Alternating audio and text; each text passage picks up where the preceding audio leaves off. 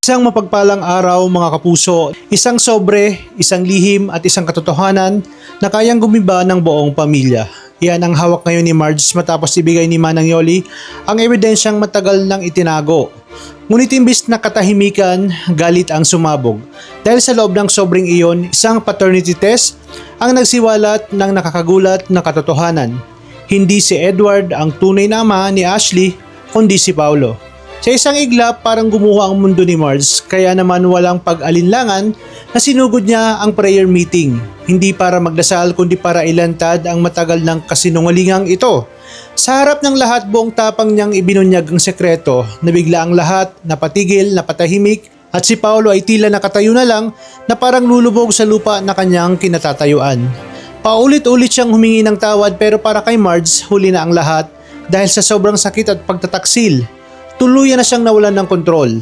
Hinarap niya si Thea at ang babaeng sumira sa kanyang pamilya at doon tuluyang sumabog ang kanyang galit. Samantala, isa pang revelasyon sa lahat na si Yoli pala ang mismong naglantad ng sekreto.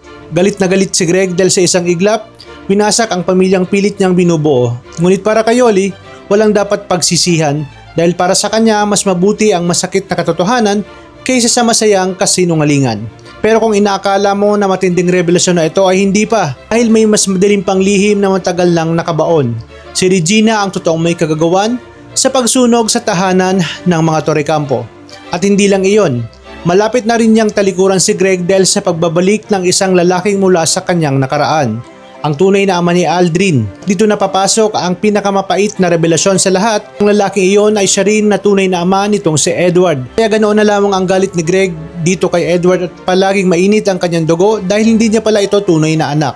Ibig sabihin magkapatid sina Aldrin at Edward. Isang lihim na kayang wasakin ang lahat hanggang sa pinakapundasyon ng kanilang pagkatao. Kapag tuluyan ang nagsalita si Regina, may matitira pa bang pamilya ang Torrecampo o tuluyan na silang lulubog sa kasalanang sila rin ang may gawa?